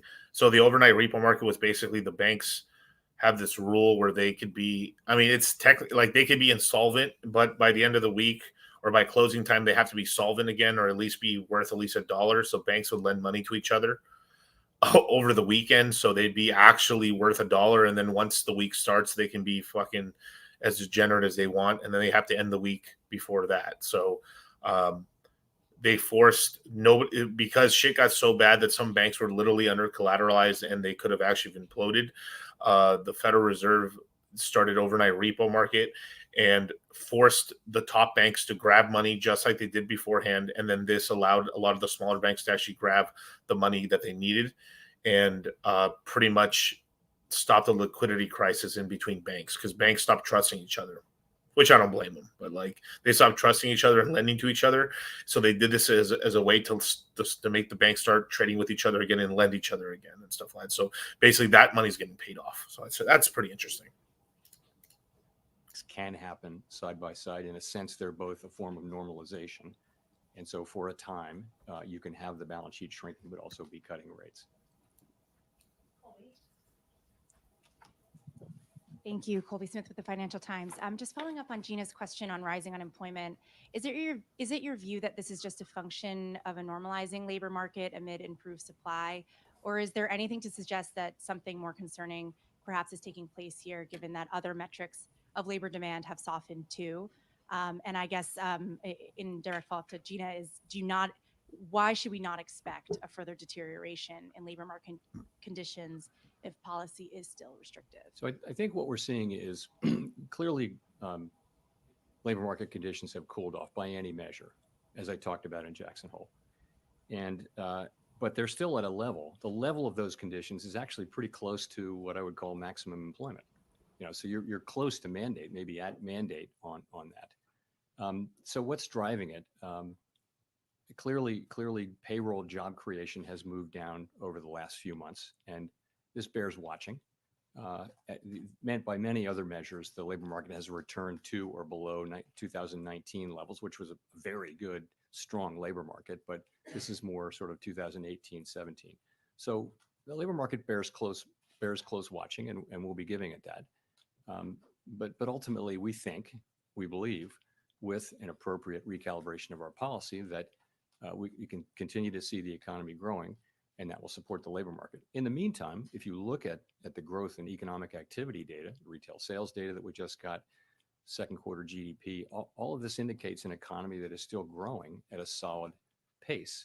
So that should also support the labor market over time. So, but again, it bears watching, and we're watching. And just on the point about starting to see rising layoffs, if that were to happen, wouldn't the committee already be too late in terms of the recession? So She kill shot. Damn. That's right, because they're reactionary. That means they do shit after the fact, not during it. Point about or to prevent starting it. to see rising layoffs. If that were to happen, wouldn't the committee already be too late in terms of avoiding a recession? So our plan, of course, has been to begin to recalibrate. And as you know, we're not seeing rising claims. We're not seeing rising layoffs. We're not seeing that. And we're not hearing that from companies that that's something that's getting ready to happen. So we're not waiting for that, because there is thinking that the time to support the labor market is when it's strong, and not when you begin to see the layoffs. There's some lore on that. So that's the situation we're in. We have, in fact, begun the cutting cycle now, and we'll be watching. And that'll That be didn't one even of the make factors sense. that we What? consider. Of course, we're going to look at the. Did he just basically say we only want to help them when they're healthy? One of the, in fact, begin to see the layoffs. There's some lore on that. So that's the situation we're in. We have, in fact, begun the cutting cycle now, and we'll be watching, and that'll be one of the factors that we consider. Of course, we're going to look at the totality of the data as we make these decisions, meeting by meeting. Did I miss it? I got to go back a little bit more. And we're not hearing that from companies that that's something that's getting ready to happen. So we're not waiting for that, because there is thinking that the time to support the labor market is when it's strong, and not when you begin to see the layoffs. There's some. Wait, what? Wait. So when the labor market is strong, we lower interest rates to zero so it can really grow, which causes a fucking recession or causes a crash. And when it's weak, we try not to help it out. What the fuck? Am I fucking tired? Did I just hear that right? There's no way this dude just said that. No. Wait. I must be mishearing it. We're not hearing that from companies that that's something that's getting ready to happen. So we're not waiting for that, because there is thinking that the time to support the labor market is when it's strong, and not when you begin to see the layoffs. There's some lore on that. So that's the situation we're in. We have, in fact, begun the cutting cycle now, and we'll be watching, and that'll be one of the factors that we consider. Of course, we're going to look at the totality of the data as we make these decisions, meeting by meeting. Michael McKee with Bloomberg TV and Radio. To follow up on that, what would constitute for you and the committee a deterioration in the labor market? You're pricing in basically by the end of next year 200 basis points of cuts just to maintain a higher unemployment rate.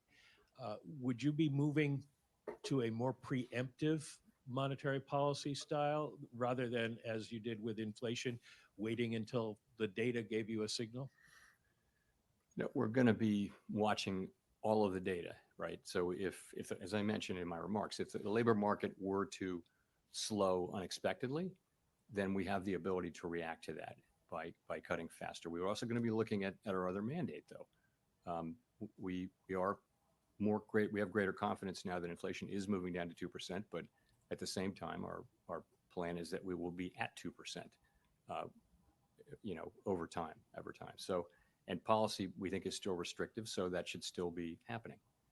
I'm just curious as to how sensitive you'll be to the labor market, since you forecast we are going to see higher unemployment and it is going to take a significant amount of monetary easing to just maintain it.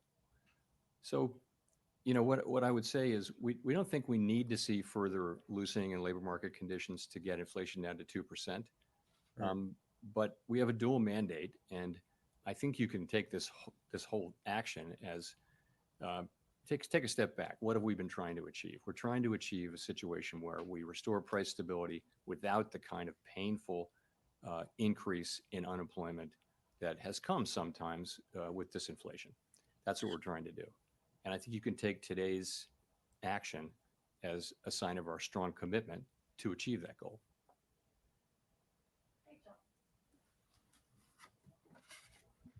Hi, Chair Powell. Rachel Siegel from the Washington Post. Thanks for taking our questions. Wait, isn't that Jeff Bezos' fucking? This is from Amazon Prime. Hi, Chair Powell. Rachel Siegel from the Washington Post. Thanks for taking our questions. You're describing this view that you don't think you're behind when it comes to the job market. Can you walk us through the specific data points that you found to be most helpful in the discussions at this meeting? You've mentioned a couple, but would you be able to walk us through what that dashboard told you as far as what you know about the job market now? Sure. So we'll start with unemployment, which is the single most important one, probably. You're at 4.2%. That's, I know that's higher than we were used to seeing numbers in the mid and even below mid threes last year. But if you look back over the sweep of the years, that's a very healthy unemployment rate. And anything in the low fours is a good labor market. So that's one thing. Participation is at high levels. It's, we're right adjusted for demographics, for aging. Participation's at pretty high levels. That's a good thing. Wages are still a bit above what would be their wage increases, rather, are still just a bit above where they would be over the very longer term to be consistent with 2% inflation, but they're very much coming down to what that sustainable level is. So we feel good about that. Vacancies over, per unemployed is back to, but it's still a very strong level. It's not as high as it was. That number reached 2 to 1, 2 vacancies for every unemployed person as measured. It's now around 1, but that's still a very good number, I would say. Quits have come back down to normal levels. I mean, I could go on and on. There are many, many employment indicators. What do they say? They say this is still a solid labor market. The question isn't the level. The question is that there has been change particularly over the last few months. And, so what we say is as the risks, the upside risks to inflation have really come down, the downside risks to employment have increased. And because we have been patient and held our fire on cutting while inflation has come down, I think we're now in a very good position to manage the risks to both of our goals. And what do you expect to learn between now and November that will help inform the scale of the cut at the next meeting? More data, the usual. Don't look for anything else. We'll see another labor report. We'll see another jobs report. I think we get a second jobs report on the day of the meeting, I think. On the Friday before the meeting. And inflation data, we'll get all this data. We'll be watching.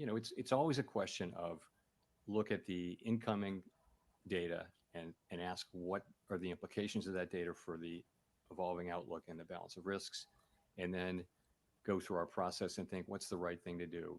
Is policy where we want it to be to foster the achievement of our goals over time? So that's what it is, and that's what we'll be doing. Hi, Chair Powell. Neil Irwin with Axios. We've only been running a little above 100,000 jobs a month on payrolls the last 3 months. Do you view that level of job creation as worrying or alarming, or would you be content if we were to kind of stick at that level? And relatedly, one of the welcome trends of the last couple of years has been labor market steam coming out through job openings falling rather than job losses. Do you think that trend has further to run, or do you see risk that further labor market cooling will have to come through job losses? So on the job creation, it depends on the inflows, right? So if you're having millions of people come into the labor force, then and you're creating 100,000 jobs, you're going to see unemployment go up. So it really depends on what's the trend underlying the volatility of. We're talking about people coming into immigration. the country. We understand there's been quite an influx across Because they can't track immigration really well, and the immigrants come in, then people who would normally get the jobs won't get the jobs. But that would only really count for the lowest end of jobs, basically. Jesus Christ. borders, and that has actually been one of the things that's allowed unemployment rate to rise. And the other thing is just the slower hiring rate, which is something we also watch carefully. So it does depend on what's happening on the supply side. And on the beverage curve question, yes. So we all felt on the committee, not all, but I think everyone on the committee felt that job openings were so elevated that they could fall a long way before you hit the part of the curve where job openings turned into higher unemployment, job loss. And yes, I mean, I think we are. It's hard to know that you can't know these things with great precision, but certainly it appears that we're very close to that point, if not at it, so that further declines in job openings will translate more directly into unemployment. But it's been a great ride down. I mean, we've seen a lot of tightness come out of the labor market in that form without it resulting in lower employment. Thanks, Chair Powell. Edward Lawrence, Fox Business. So we've heard some speculation that you may be going with the federal funds rate to 3.5%, maybe under 4%. And there's basically an entire generation that has experienced zero or near zero federal funds rate. Now, some think we're heading in that direction again. What's the likelihood that cheap money is now the norm? So this is a question, and you mean after we get through all of this? It's just a great question that we can only speculate about. Intuitively, many people anyway would say we're probably not going back to that era where there were trillions of dollars of sovereign bonds trading at negative rates, long-term bonds trading at negative rates. And it looked like the neutral rate might even be negative. So people were issuing debt at negative rates. It seems that's so far away now.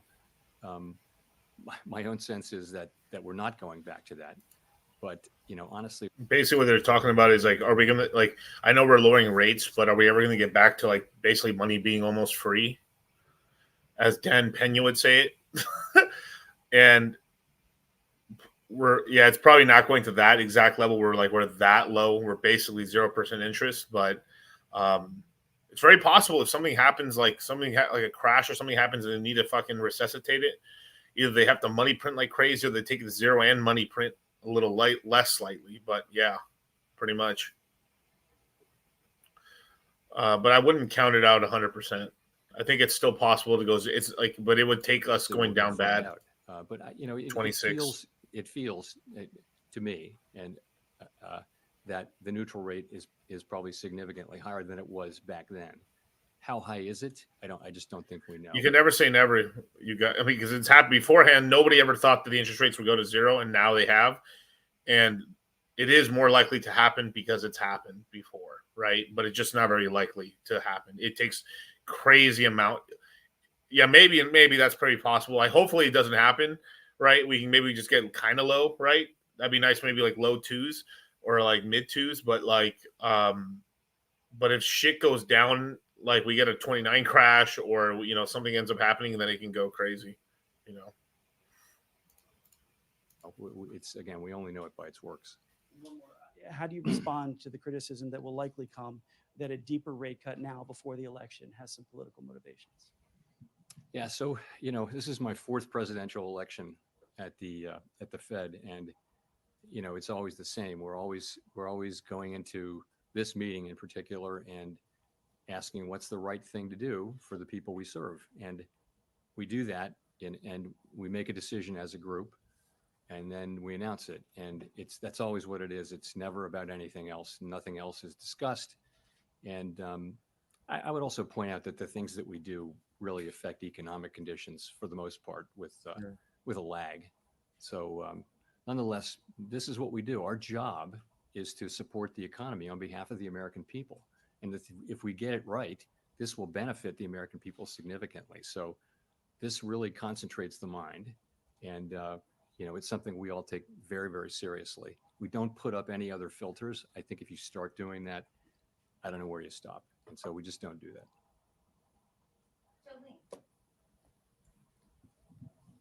Thank you, Chair Powell. I'm Jolene Kent with CBS News.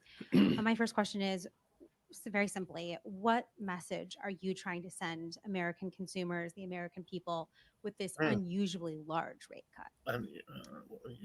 I would just say that, the U.S. economy is in a good place, and our decision today is designed to keep it there. More specifically, the economy is growing at a solid pace. Inflation is coming down closer to our 2% objective over time. And the labor market is still in solid shape. So our intention is really to maintain the strength that we currently see in the U.S. economy. And we'll do that by returning rates from their high level, which has really been the purpose of which has been to get inflation under control. We're going to move those down over time to a more normal level over time. Just a quick follow-up to that. Listening to you talk about inflation moving meaningfully down to 2%, is the Federal Reserve effectively declaring a decisive victory over inflation and rising prices? No, we're not. So inflation, what we say is we want inflation. The goal is to have inflation move down to 2% on a sustainable basis. And, we're not really, we're close, but we're not really at 2%. And I think we're going to want to see it be, around 2% and close to 2% for some time. But we're certainly not we're not saying mission accomplished or anything like that. But I have to say, though, we're encouraged by the progress that we have made.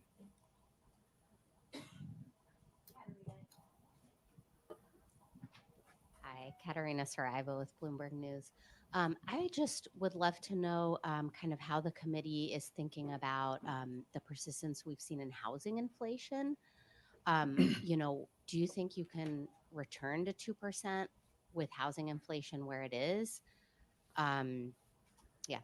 So housing inflation is the one piece that is kind of dragging a bit, if I can say. We know that market rents are doing what we would want them to do, which is to be moving up at relatively low levels, but they're not rolling over. The leases that are rolling over are not coming down as much, and OER is coming in high. So, it's been slower than we expected. I think we now understand that it's going to take some time for those lower market rents to get into this, but the direction of travel is clear. And as long as market rents remain, relatively low inflation over time, that will show up. Just the time it's taking now, several years rather than just one or two cycles of annual lease renewals. So I think we understand that now, but I don't think the outcome is in doubt. Again, as long as market rents remain under control, the outcome is not in doubt. So I would say it's the rest of the portfolio, or of the elements that go into core PCE inflation have behaved pretty well. They all have some volatility. We will get down to 2% inflation, I believe, and I believe that ultimately we'll get what we need to get out of the housing services piece too. Some of your colleagues have expressed concern that with starting to cut rates, you could reignite demand in housing and see prices go up even more. There is an argument for So for the other side of that, right? Like there's a lot of the housing side is obviously the weak side of the economy. The real true weak side of the economy is housing. There isn't that many houses being sold in America. Prices are maintaining on some areas, but they are going down. There is a case to be said that actually lowering rates can cause potential buyers and sellers, or potential buyers, to decide to wait, which could put more pressure on the actual market itself, basically. So it's sort of the whole thing where why am I going to buy right now if I know it's going to be cheaper in 2 years? So I'll just wait 2 years and then buy then, so the interest rate's lower. And then that's what might cause that kind of problem. And then because rates are going down, some people might think, oh, fuck, the prices are going up, so let me just put my property on here. But it could cause, because there's already low sales already. 8% for us, 2% on paper. I don't know. I mean, I know people that are getting them at 6% right now. Some of them are buying like new builds and stuff like that. They're giving like special teaser rates. I mean, not teaser rates, but literally lower interest actually, full points off and stuff like that. But yeah, like I think outside of this cut now, yeah, legitimately everyone should be getting like high sixes now.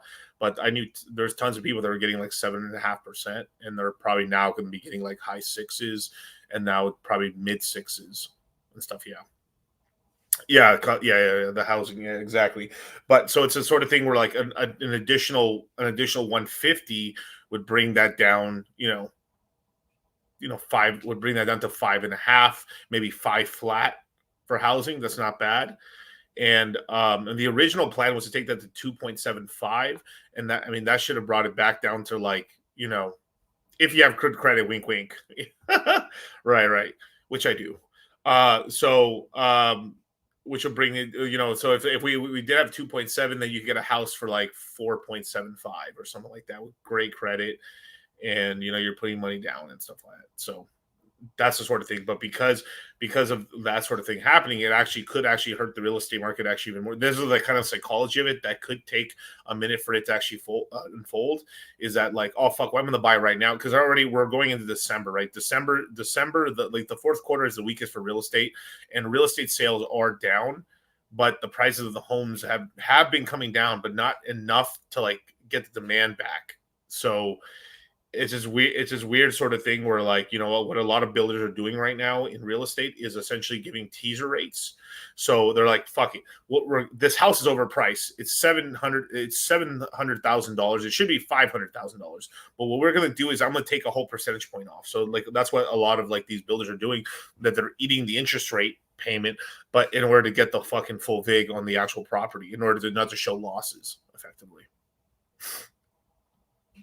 Got to remember that it was 5 to 6% before 0% rates and before bank. But yeah, exactly. Yeah. So traditionally speaking, most people if you're lucky, you got your interest rate on your house for 30-year mortgage at 4%. It was between 4 to 6% was the average. Pretty much for like most, like for a lot of the 90s and 2000s. But that 0% interest was a pretty rare time, basically. Does this rate cut mean we can expect crypto to fall in price like Phantom to fall? No. Well, short term, yeah, we can get dips. That's if Bitcoin decides to like dip down or something like that. But rates going down actually means more borrowing of money, so there would just be more money in the system. So that meant because we're an asset class that doesn't get weighed down too much, we're very liquid. Lowering rates actually means crypto prices increasing. So it means risk. It means asset prices going up, basically. Pretty cool. Rates don't equate to pumps. Not entirely, but it's helpful, more or less, right? Because like you have to understand, then like how did we like also like rates being high? How did we pump up for rates being high? Riddle me this. Like we pumped to $74,000 Bitcoin at 5.5% interest rates. We pumped from $15,500 to at the beginning of 2023. Well, I guess the end of 22. And I think the rates may have literally been 3% at the time. And then by the time Bitcoin hit $74,000, we were at 5.5%. Yeah. So this is more than likely what's going to happen with that, and then more risk on because it makes real estate not that attractive because like I'll just buy it a little bit later, like the psychology of it. So like they'll just speculate more in equities and crypto, and then eventually the mania will start, or at least the buying will have to happen because there's a lot of pent up demand, but we need housing prices to come down. So, this is the whole thing where like, this is kind of the psychology of it, where like they do like, there's kind of a bluffing game going on where the 50 basis points was a nice cut. That's good to kind of start it along, but they needed 25, and then keep cutting. I think they're going to cut a little bit more aggressively in the first 6 months, and then kind of see what happens in the back half of 25, depending on the real estate sales. Because quarter four sucks for real estate sales because nobody wants to buy a house in winter. And pretty much that's what I believe is where we're heading towards and stuff like that. So, but regardless or not, like the real estate slowing down and being shitty is not really going to have any big ramifications in terms of like upright collapses, because a lot of those foreclosures and all the stuff that ends up happening won't happen until 26 if shit starts blowing up. Yeah. So let's check out. So that's pretty much Jerome Powell right there, man. Let's go see what's going on in the crypto market. The classic crypto thing. If we're above $60,000, it's a bull run. If we're below 60,000, it's a bear run. You know, like we're above 60 again. So hopefully we can close above 60, and hopefully we can maybe end the week back at 64,000 or 63,000, because that'd be really nice to be able to do that, because then people would stop being little fucking bitches. Yeah, like JP Morgan said, gradual, because you can't shock the system that quickly. I know, but then there's motivated sellers. The commercial real estate market's fucking fully distressed already, and a lot of the big large multifamily deals that were done in the last couple of years, like 2020 and 21, are basically underwater. So most of the big players, unless they were able to add, because a lot of the big players in multifamily were playing value add instead of like door add. So like I said this on my last stream when talking about, like, as an example, right? Like if you're like an investor, someone like let's say like Justin Waller, right? Where he buys like a mobile home park, right? He buys them trying to also add doors. That's adding real value, because you're adding more revenue to the business, which can increase what the actual thing's worth. But other people try to come in just saying like, oh, I'll do these improvements and just get more rent. But if the market's weak and can't afford that rent, then you start having a lot of vacancy. And then in order to, like, fuck, I don't want to be vacant. So they start like lowering rents down, but then they can't cover their debt. Or they have to like then borrow money. Like it just puts them in a really awkward situation, because a lot of the properties that were bought in large multifamilies, because it was just everyone was buying because money was free. 2020, maybe 2019 might get away with it, but like 2020, 21, 22, they were buying up all these properties, and they basically didn't really cash flow. So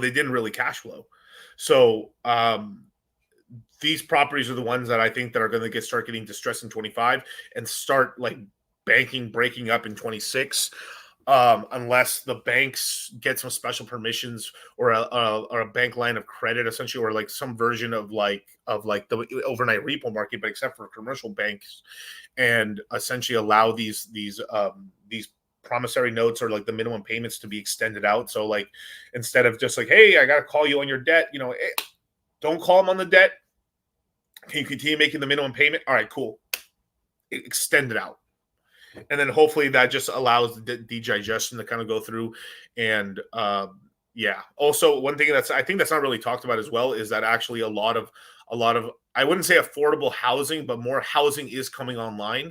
I don't like most of the builders in America are pretty much building larger. They're not building starter homes. They're building like, 3 bedroom, 2 baths, or in larger, right? And mostly like in the $500,000 to like $800,000 range, $1 million range is kind of what they've been building, especially out in Las Vegas and out there in Florida and in some of the stronger states. But all this supply is finally starting to come online slowly but surely, but it's starting to like bring down prices.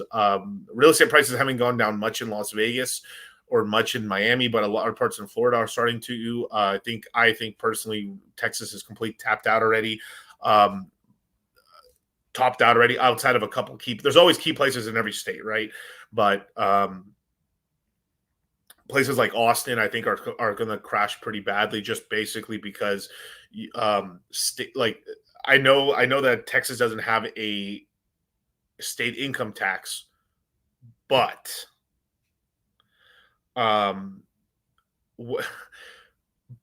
but there's areas in Texas and in most of Texas where the actual the actual estate tax and stuff that you pay for on a property is pretty high. So that's actually not very attractive and stuff, because you can't, like, a lot of if for every couple of years they keep increasing it, landlords are like, oh fuck, a bunch of the actual improvements are just getting eaten up by these, so they're basically stealing my rents, which is insane. Yeah. They've been talking about removing property. If they do that, then Texas is about to go boom. It's about to explode. But that's a big talk. I mean, they basically have to bring up the revenue from somewhere. Is it oil? I mean, the reason that the property tax is so cheap in Nevada is because gambling pays for it all, basically, right? That's why there's no state income tax, and I think it's what, like 80%. I mean, I think it's like 80th of a percent or whatever. It's like 80% of a percent in property tax, 0.08% in property tax. It's less than 1% in property tax, and that's just because of, like, you know, basically because, you know, the casinos pay for it all. You have to look if, like, Nevada was a country, right, just by itself. Like, its oil business is the casino business. It's the gambling business that pays for everything. The reason Saudi Arabia can do all kinds of crazy, stupid shit is because, and the Muslim countries are talking a lot of shit right now, and like, oh, our lives are so incredible, is because they're a smaller population with a lot of oil, and they're able to pay retardation with dollars from basically oil. If they didn't have oil, no one would give a fuck, because their lives wouldn't look awesome. Bars. Because that's the truth. Because if your life doesn't look awesome, why envy?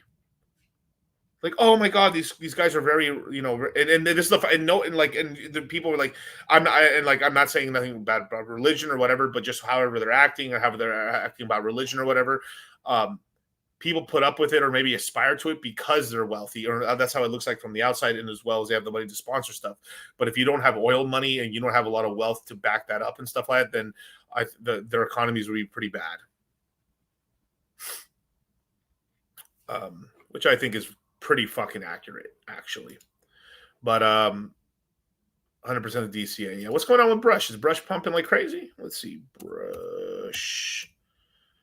Let's see, up 12%, not bad, making money. Let's see what Spooky Swap's at. Let's see, Boo's at 11%. Damn, man, just printing money in this motherfucker. Sheesh. What's Phantom at right? Did Phantom pump up a little bit again? 64 cents, motherfuckers. Jesus, man. Just printing money on Phantom. I love it. Didn't have to cut me off. Think I like it never happened, that we were nothing. I don't even need your love, but you treat me like a stranger, and I feel so loved. No, you didn't have to stoop so low. Have your friends collect your records and then change your number. I guess that I don't need that though. Now you're just somebody that I used to know. Now you're just somebody that I used to know. Now you're just somebody that I used to know. Gosh damn, son. Whew. What's Hex do? Oh my God, this light. There we go. Jesus, man. We're just winning. We're just winning right now, man. What's Hex doing? Let's see what's Pulse Chain Hex. What are we doing here? Up 34% of the month, 51% for the week. Discussing, just winning. Just winning. Yeah. All right, let's see regular Hex. Let's see. Hex. Is it under E-Hex now? I wonder. Oh, there we go. Yeah, number 200. Basically up at 2X as well. Very nice. Very nice. Not bad. We've 2X'd as well. Glorious. 2X on E-Hex. Money. Money. Basically, E-Hex and P-Hex have doubled in price. Pulse Chain's up a little bit. Fuck yes. Money.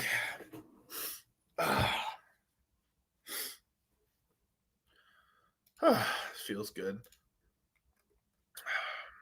Let's see where we're at right now. Let's see what Pulse is at. What's Pulse? Pulse is probably only up a little bit, probably.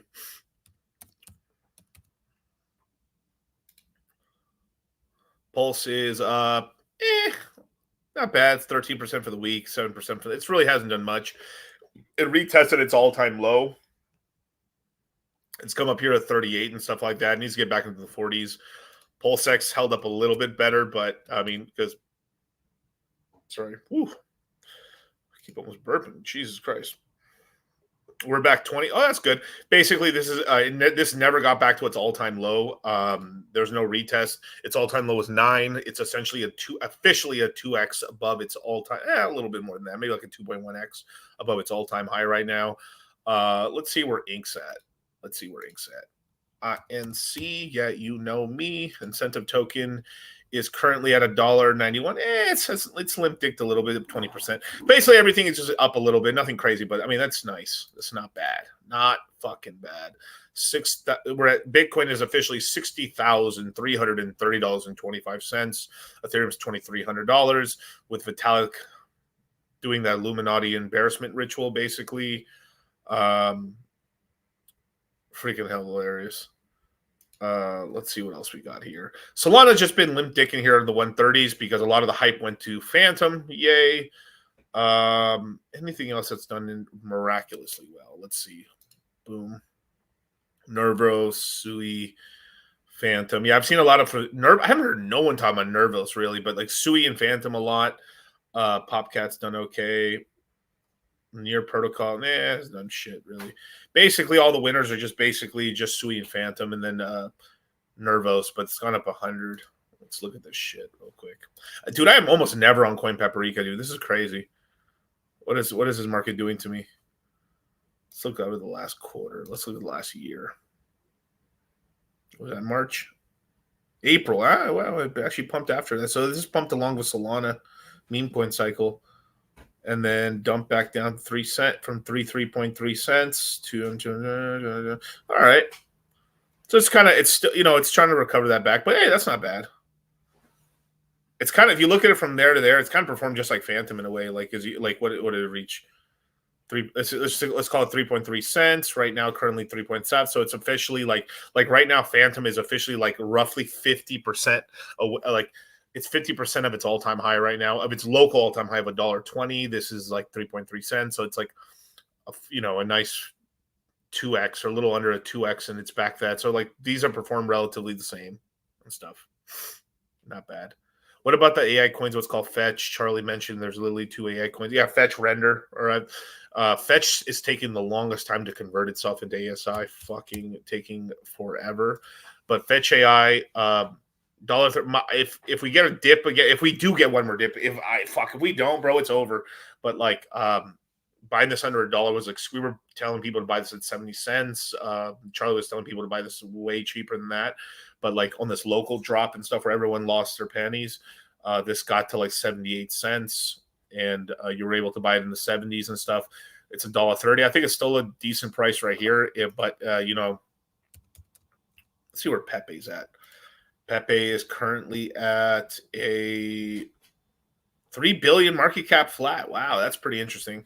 So this is actually not a terrible place to buy Pepe at. Honestly, if you buy it here or lower than 3 billion is really where I've been DCAing at and stuff.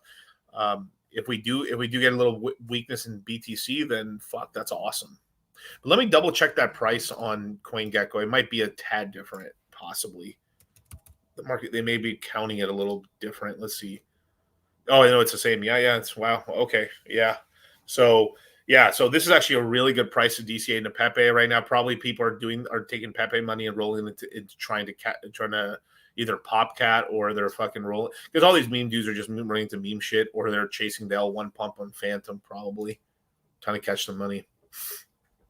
Not bad.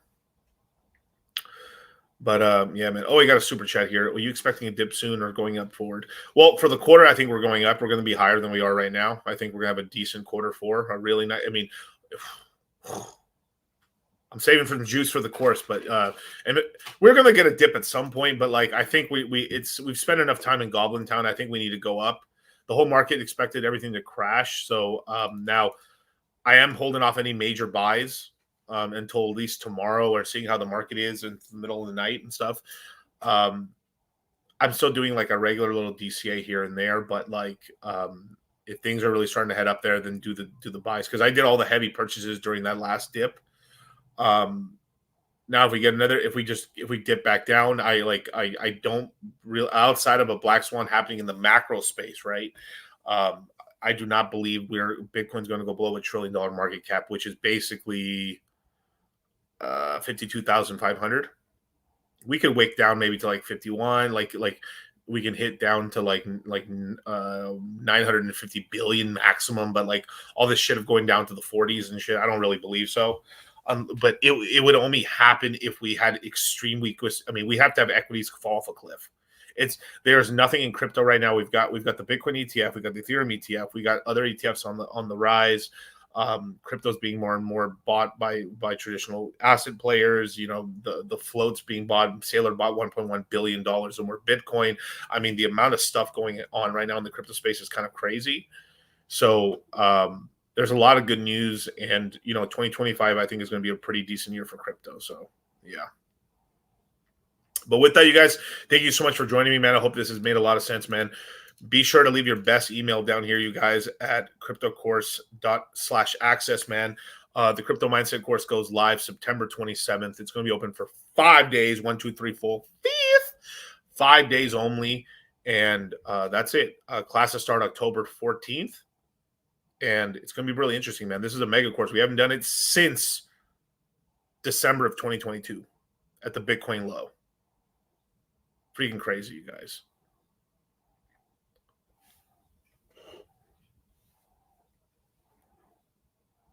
Wish you guys luck, man. And yeah, I'll be back here on actually, we are going to be doing Crypto Oasis on Thursday, you guys. So tomorrow we'll be doing Crypto Oasis. Shout out to Donovan Sharp. We'll be doing it at, I believe, 6 p.m. Pacific Standard Time. And be sure to check out Charlie's stream tomorrow as well. I think that starts at 3 p.m. Pacific Standard Time. Then my next stream after that will be on Saturday at 7 p.m. Pacific Standard Time. And then Moon Yang will be on, I think, my channel. So we're going to have a pretty busy week, you guys. So thank you so much for joining me. And give a little bit before, don't just DC into the green candles. Let's see how things shake out tomorrow. But I mean, I think we're heading up, personally. Look, Clarence, mate, it doesn't matter how many times we get beat down. What matters is that we get the fuck up and we keep fucking trying. You're right, Donny. Now, who the fuck are you, mate? I'm Clarence Claymore. Who the fuck are you, mate? I'm Clarence Claymore. Say it with your fucking chest. I'm Clarence Claymore. Show me what you got, mate. Take that. Fucking touch me, cunt. Fuck, mate. We got a lot of work to do. You didn't have to cut me off.